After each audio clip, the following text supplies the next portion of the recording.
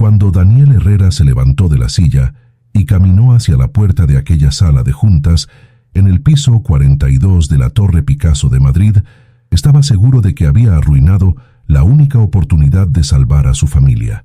Llevaba un traje que había comprado en un mercadillo por 20 euros, unos zapatos prestados de su hermano que le quedaban pequeños, y en el bolsillo una foto arrugada de su hija de 6 años que necesitaba una operación de corazón que costaba 180.000 euros. La entrevista había sido un desastre. Se había quedado en blanco cuando le preguntaron por sus logros profesionales. Había tartamudeado al hablar de liderazgo, y cuando sonó su teléfono con el tono de emergencia del hospital, simplemente se había levantado y había dicho que tenía que irse. Los 6 ejecutivos de la mesa lo miraron como si estuviera loco.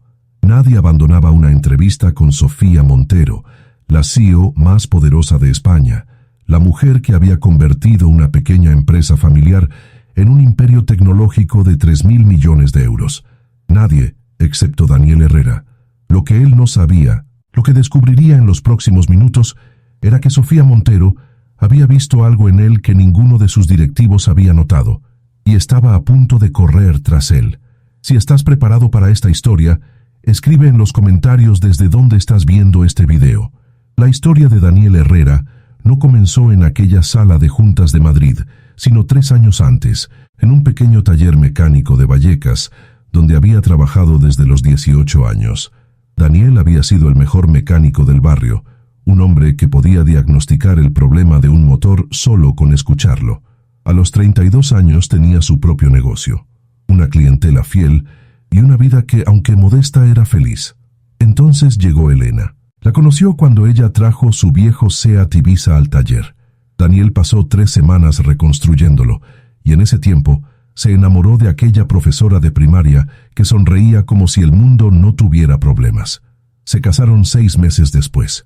Lucía nació 1 año después, una niña con los ojos verdes de su madre y la terquedad de su padre.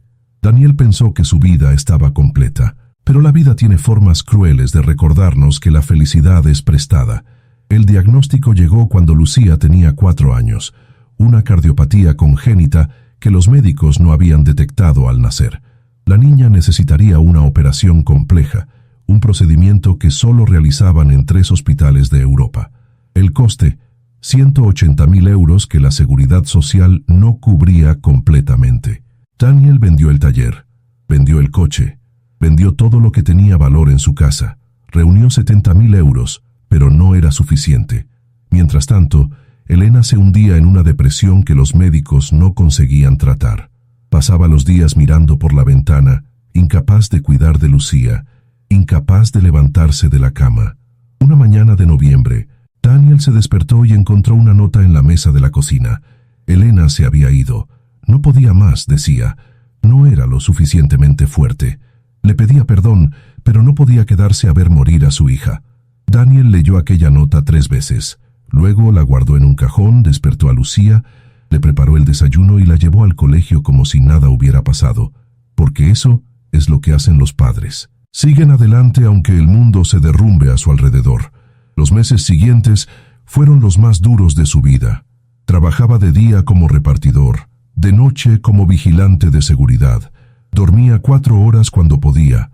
Comía lo que sobraba del plato de su hija. Cada euro que ganaba iba a una cuenta de ahorros que crecía demasiado despacio, mientras el corazón de Lucía se debilitaba demasiado rápido. Fue su hermano Miguel quien le habló del puesto en Montero Technologies, director de operaciones logísticas, un salario que en 2 años le permitiría pagar la operación.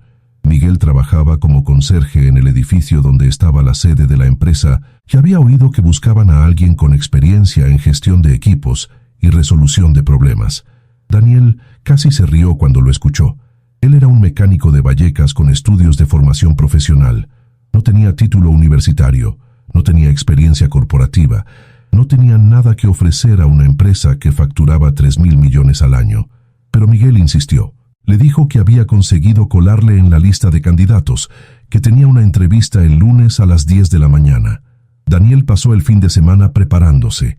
Leyó todo lo que pudo sobre la empresa, sobre logística, sobre gestión empresarial. Practicó respuestas frente al espejo del baño mientras Lucía dormía.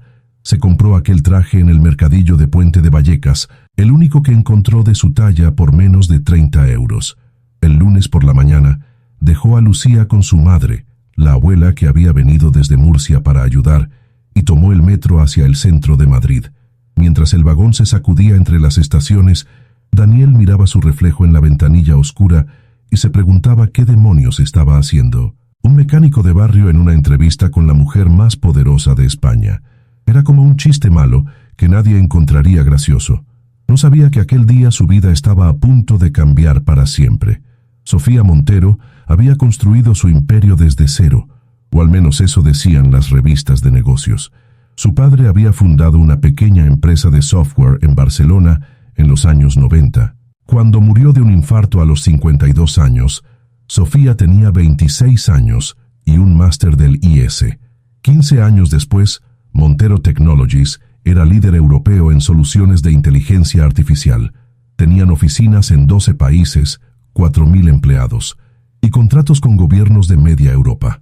Sofía había aparecido en la lista de Forbes durante 6 años consecutivos. Lo que las revistas no contaban era el precio que había pagado.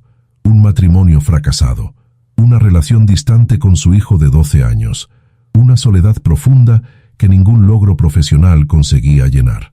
Aquella mañana de lunes, Sofía estaba sentada en la cabecera de la mesa de juntas, escuchando a los candidatos para el puesto de director de operaciones logísticas. Era un puesto importante, el tercero que intentaban cubrir en 6 meses.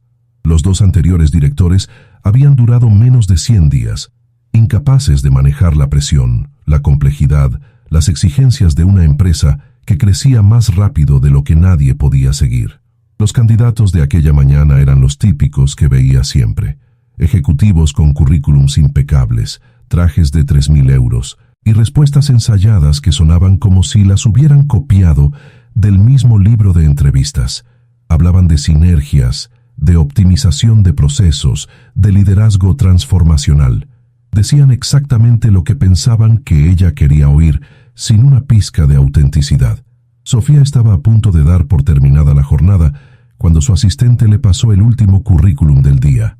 Daniel Herrera, 35 años, formación profesional en mecánica, experiencia, propietario de un taller mecánico durante 10 años, repartidor, vigilante de seguridad, ninguna experiencia corporativa, ningún título universitario, ninguna razón lógica para estar en aquella lista de candidatos.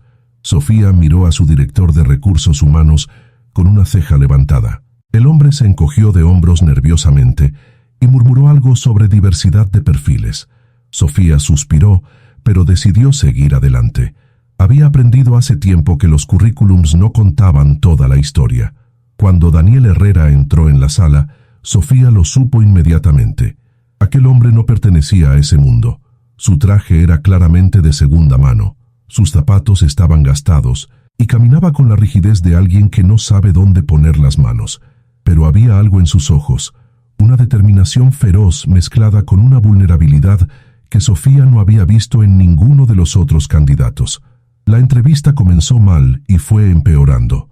Daniel tartamudeaba al responder, se perdía en explicaciones técnicas sobre motores que nadie había preguntado, y cuando le pidieron que describiera su estilo de liderazgo, se quedó en blanco durante casi 30 segundos.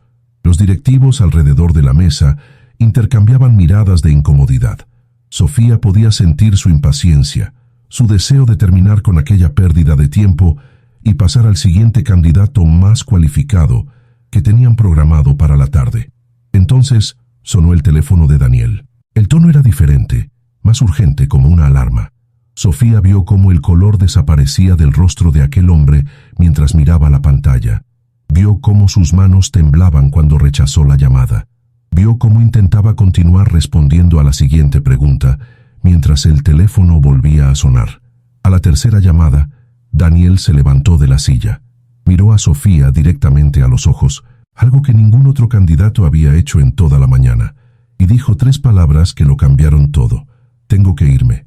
No pidió disculpas, no dio explicaciones, simplemente se dio la vuelta y caminó hacia la puerta, dejando atrás su carpeta con el currículum, su oportunidad de conseguir el trabajo y a 6 ejecutivos que lo miraban como si hubiera perdido la cabeza. Sofía Montero no recordaba la última vez que alguien le había dado la espalda. No recordaba la última vez que alguien había elegido algo por encima de una oportunidad de trabajar con ella.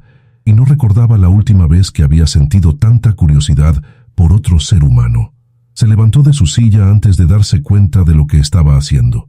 Ignoró las miradas de sorpresa de sus directivos y corrió tras Daniel Herrera. Sofía lo alcanzó en el pasillo, justo cuando las puertas del ascensor se estaban cerrando. Metió la mano entre las hojas metálicas, un gesto que su equipo de seguridad habría considerado una locura, y las puertas se volvieron a abrir. Daniel la miró con una mezcla de confusión y algo parecido al pánico. Tenía el teléfono pegado a la oreja y estaba hablando en voz baja, rápida, con alguien al otro lado de la línea. Sofía escuchó palabras sueltas. Hospital, estable, pruebas, no te muevas. Cuando colgó, Daniel la miró como si acabara de recordar dónde estaba y quién era la mujer que tenía delante. Sofía no dijo nada. Se limitó a entrar en el ascensor y pulsar el botón del parking. Daniel abrió la boca para protestar, pero ella lo cortó con un gesto de la mano. El viaje en ascensor duró 42 pisos de silencio. Cuando las puertas se abrieron en el parking subterráneo, Sofía caminó directamente hacia su coche, un Mercedes negro que costaba más que todo lo que Daniel había ganado en los últimos 5 años. Él la siguió porque no sabía qué otra cosa hacer. Durante el trayecto al hospital, Daniel habló. No porque quisiera, sino porque Sofía le hizo preguntas que nadie le había hecho en mucho tiempo. Preguntas que iban más allá del currículum, más allá de las competencias profesionales, más allá de todo lo que importaba en una entrevista de trabajo normal. Le preguntó por Lucía, por su enfermedad, por el coste de la operación, por los meses de lucha para reunir el dinero. Le preguntó por Elena, por la nota en la mesa de la cocina, por las noches que Daniel había pasado llorando en el baño para que su hija no lo escuchara. Le preguntó por el taller, por los clientes que había tratado como familia, por la decisión de venderlo todo para intentar salvar a su hija. Daniel no entendía por qué estaba contando todo aquello a una desconocida. Quizás era el agotamiento de años sin dormir bien. Quizás era el alivio de finalmente hablar con alguien que no lo miraba con lástima. Quizás era simplemente que Sofía Montero, a pesar de todo su poder y su dinero, lo escuchaba como si lo que él decía importara de verdad. Cuando llegaron al Hospital La Paz, Daniel saltó del coche antes de que se detuviera completamente. Sofía lo vio correr hacia la entrada de urgencias y desaparecer entre las puertas automáticas. Se quedó sentada en el coche durante varios minutos, pensando en todo lo que había escuchado, pensando en aquel hombre que había sacrificado todo por su hija, pensando en la ironía de que ella, que tenía dinero suficiente para comprar un hospital entero, no había sido capaz de salvar su propio matrimonio ni de construir una relación real con su hijo. Luego, tomó una decisión que sorprendería a todos los que la conocían. 3 días después de aquella entrevista fallida, Daniel recibió una llamada del departamento financiero del Hospital La Paz. La deuda pendiente de 110.000 euros por el tratamiento de Lucía había sido saldada. La operación estaba programada para la semana siguiente, con el mejor cirujano cardiovascular de España, un médico que normalmente tenía una lista de espera de 2 años. ¿Te está gustando esta historia? Deja un like y suscríbete al canal. Ahora, continuamos con el vídeo. Daniel pensó que había un error. Llamó al hospital una docena de veces. Habló con supervisores, con administradores, con cualquiera que pudiera explicarle lo que estaba pasando. Todos le decían lo mismo. Una donación anónima había cubierto todos los gastos. No fue difícil adivinar quién estaba detrás. Encontrar el contacto de Sofía Montero fue más complicado. Su hermano Miguel no tenía su número directo, solo el de la centralita de la empresa, donde una recepcionista muy amable le explicó que la señora Montero no aceptaba llamadas de personas que no estuvieran en su agenda. Así que Daniel hizo lo único que se le ocurrió. Fue al edificio de la Torre Picasso, se plantó en la recepción del vestíbulo y dijo que no se movería de allí hasta que pudiera hablar con ella. Esperó 7 horas. Los guardias de seguridad lo miraban con sospecha. La recepcionista llamó varias veces a alguien, probablemente preguntando si debían echarlo, pero Daniel no se movió. Se sentó en uno de los sofás de cuero del vestíbulo, con la foto de Lucía en las manos, y esperó. A las 8 de la tarde, cuando el edificio estaba casi vacío, el ascensor privado se abrió y Sofía Montero salió. Llevaba el mismo tipo de ropa cara que había llevado en la entrevista, pero su expresión era diferente, más cansada, más humana. Se acercó a Daniel y se sentó a su lado en el sofá, ignorando las miradas del personal de seguridad. Daniel no sabía cómo empezar. Había preparado un discurso durante las 7 horas de espera, pero ahora todas las palabras se le habían olvidado. Así que dijo lo único que le salió del corazón. Le dio las gracias, no por el dinero, aunque eso también. Le dio las gracias por haber corrido tras él aquel día, por haberlo escuchado, por haberlo tratado como una persona y no como un número en una lista de candidatos. Sofía lo escuchó en silencio. Luego le hizo una pregunta que Daniel no esperaba. Le preguntó si seguía queriendo el trabajo. Daniel no entendía. Había abandonado la entrevista. Había demostrado que no estaba cualificado. Había hecho exactamente todo lo que un candidato no debería hacer, pero Sofía veía las cosas de otra manera. Le explicó que llevaba 15 años contratando a personas con currículums perfectos y resultados mediocres. Personas que decían lo correcto pero no sentían nada. Personas que optimizaban procesos pero no entendían a la gente que los ejecutaba. Lo que ella había visto en Daniel era diferente. Había visto a un hombre que se levantaba cada día y seguía luchando, aunque el mundo le hubiera dado todas las razones para rendirse. Había visto a alguien que priorizaba lo importante sobre lo urgente, que elegía a su hija sobre una oportunidad de trabajo.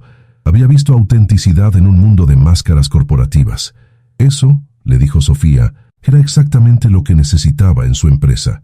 Daniel tardó 3 días en responder, no porque dudara de que quería el trabajo, sino porque necesitaba asegurarse de que Lucía estaría bien, de que la operación saldría adelante, de que podía permitirse pensar en el futuro. La operación fue un éxito.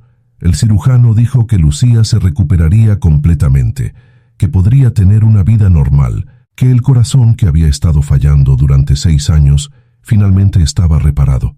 Daniel lloró por primera vez desde que Elena se había ido. Lloró en el baño del hospital, con la puerta cerrada, para que nadie lo viera. Pero esta vez no eran lágrimas de desesperación, eran lágrimas de alivio, de gratitud, de esperanza.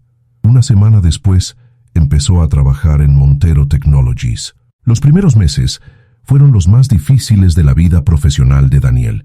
No conocía el lenguaje corporativo, no entendía las políticas de empresa, no sabía cómo comportarse en reuniones donde todos parecían hablar en código. Sus colegas lo miraban con una mezcla de curiosidad y escepticismo. El mecánico de Vallecas que había conseguido el puesto porque la jefa había perdido la cabeza. Pero Daniel tenía algo que ninguno de ellos tenía. Sabía cómo funcionaban las cosas en el mundo real. Cuando los ingenieros diseñaban sistemas logísticos perfectos en la teoría pero imposibles en la práctica, Daniel les hacía preguntas que nadie se había molestado en hacer. Cuando los proveedores prometían plazos que nunca iban a cumplir, Daniel lo sabía porque reconocía las mismas excusas que él había dado cuando su taller iba retrasado. Cuando los empleados del almacén se quejaban de condiciones que la dirección ignoraba, Daniel los escuchaba porque él había sido uno de ellos.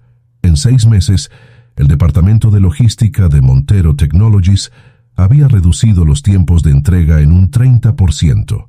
Los costes de transporte habían bajado un 15%, y la satisfacción de los empleados había subido 20 puntos, algo que ningún director anterior había conseguido. Sofía observaba todo esto desde la distancia, satisfecha pero no sorprendida. Había apostado por Daniel porque había visto en él algo que los títulos universitarios no podían medir. Pero la relación entre ellos era complicada. Daniel se negaba a tratarla de manera diferente solo porque le había pagado la operación de su hija. Discutía sus decisiones cuando no estaba de acuerdo, y una vez incluso le dijo que estaba equivocada delante de todo el comité de dirección. Sofía no estaba acostumbrada a que nadie le llevara la contraria. Daniel era diferente, no le tenía miedo, y eso, aunque la irritaba, también la fascinaba. La amistad llegó poco a poco. Un café después de una junta de accionistas, una conversación sobre sus hijos mientras esperaban un vuelo retrasado, una cena en un restaurante de barrio que Daniel eligió. Lucía conoció a Sofía cuando Daniel tuvo que llevarla a la oficina porque su madre estaba enferma. La niña de 7 años miró a la mujer más poderosa de España y le preguntó si quería ver sus dibujos. Sofía pasó una hora sentada en el suelo, mirando dibujos de princesas y dinosaurios. Fue la mejor hora que había pasado en meses. Aquella noche, cuando volvió a su ático vacío del barrio de Salamanca, Sofía se dio cuenta de algo que llevaba años evitando admitir. Todo el dinero, todo el poder, todos los logros profesionales no significaban nada si no tenías a nadie con quien compartirlos. Y quizás, solo quizás, un mecánico de Vallecas estaba enseñándole cosas que ningún máster de negocios podía enseñar. 3 años después de aquella entrevista fallida, Daniel Herrera estaba en la misma sala de juntas del piso 42 de la Torre Picasso, pero esta vez no llevaba un traje de segunda mano ni zapatos prestados. Esta vez estaba sentado a la derecha de Sofía Montero, como director general de operaciones, el segundo puesto más importante de la empresa. Lucía tenía 9 años y estaba completamente sana. Iba a un colegio cerca de la casa nueva que Daniel había comprado en Chamberí, un piso pequeño pero luminoso, donde por fin tenían espacio para respirar. Visitaba a su padre en la oficina una vez al mes, y todos los empleados la conocían porque Sofía insistía en que los niños eran bienvenidos en el edificio. Elena había vuelto a contactarlos hacía un año. Una carta larga llena de disculpas que Daniel había leído una vez y guardado en un cajón. No sentía rencor hacia ella, pero tampoco quería que volviera a su vida. Sofía había cambiado también. Pasaba menos tiempo en la oficina y más tiempo con su hijo, que ahora tenía 15 años y por fin empezaba a conocer a su madre de verdad. Había vendido el yate de Mallorca que nunca usaba y había comprado una casa de campo en la Sierra de Gredos, donde pasaba los fines de semana desconectada del mundo, a veces sola, a veces con amigos que no la querían por su dinero. La amistad entre Daniel y Sofía se había convertido en algo que ninguno de los dos sabía cómo definir. No era romance, aunque los tabloides especulaban constantemente. Era algo más profundo, más raro. 2 personas que se habían encontrado en el momento exacto, en que ambas necesitaban a alguien que les recordara quiénes eran de verdad. Aquella tarde, después de una reunión particularmente larga sobre la expansión de la empresa a Latinoamérica, Sofía le pidió a Daniel que se quedara un momento. Los demás directivos salieron, dejándolos solos en aquella sala de juntas donde todo había empezado. Sofía sacó un sobre del cajón de la mesa. Dentro había un documento legal que Daniel tardó varios minutos en entender. Era una oferta de participación en la empresa, un 5% de Montero Technologies, valorado en 150 millones de euros. Daniel la miró sin poder hablar. Sofía le explicó que llevaba meses pensando en el futuro, en quién lideraría la empresa cuando ella ya no estuviera, en quién mantendría los valores que ella había intentado construir, y cada vez que pensaba en esas preguntas, la respuesta era la misma. No le estaba regalando nada, le dijo. Se lo había ganado. Cada mejora en la logística, cada empleado que se quedaba en la empresa, porque finalmente se sentía valorado, cada cliente que renovaba contrato porque el servicio había mejorado. Todo eso tenía un valor que iba mucho más allá de los números en una hoja de cálculo. Daniel miró el documento durante un largo rato. Pensó en el taller de Vallecas que había vendido para pagar la operación de su hija. Pensó en los años de trabajo como repartidor, en las noches de guardia de seguridad, en el traje de 20 euros que todavía guardaba en el armario como recordatorio de dónde había venido. Luego miró a Sofía y le dijo que no podía aceptarlo, no porque no lo quisiera, sino porque aceptar ese regalo cambiaría algo entre ellos que él no quería que cambiara. Ella era su jefa, sí, pero también era su amiga, la persona que había corrido tras él cuando todos los demás lo habrían dejado ir, la persona que había visto algo en él cuando él mismo había dejado de verlo. Eso, le dijo Daniel, valía más que cualquier porcentaje de cualquier empresa. Sofía sonrió. Era la respuesta que esperaba, aunque parte de ella había querido que la sorprendiera. Guardó el documento en el cajón y le preguntó si quería ir a cenar. Lucía estaba con la abuela, su hijo estaba en un campamento de verano y ninguno de los dos tenía prisa por volver a casa. Fueron al mismo restaurante de barrio donde habían cenado por primera vez, un sitio pequeño en Lavapiés donde servían croquetas caseras y el vino venía en jarras de cerámica. Se sentaron en la misma mesa de siempre junto a la ventana que daba a la calle y hablaron de trabajo, de sus hijos, de los errores que habían cometido, de los sueños que todavía les quedaban por cumplir. Hablaron como hablan las personas que han encontrado algo raro en el mundo, alguien que los conoce de verdad y los quiere de todas formas. Cuando salieron del restaurante, ya era de noche. Las calles de Madrid brillaban con las luces de los bares y los coches, y el aire de verano era cálido y suave. Daniel miró el cielo, buscando estrellas que la contaminación lumínica no dejaba ver. Pensó en todo lo que había pasado desde aquella mañana en que había entrado en la Torre Picasso con un traje de mercadillo y el corazón lleno de miedo. Pensó en cómo la peor entrevista de su vida se había convertido en el mejor regalo que le habían dado, y supo que las cosas más importantes de la vida nunca aparecen en los currículums. Se miden en las personas que eligen quedarse cuando todos los demás se van.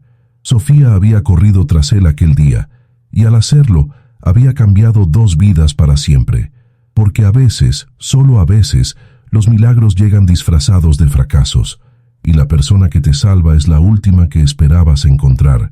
Si esta historia te ha recordado que las segundas oportunidades existen y que a veces las puertas que se cierran nos llevan a caminos mejores de los que habíamos imaginado, deja una huella de tu paso con un corazón. Y si quieres apoyar a quienes cuentan historias de esperanza y redención, puedes hacerlo con un gracias de corazón a través de la función Supergracias aquí abajo. Cada gesto cuenta, igual que contó la decisión de una CEO de correr tras un padre desesperado.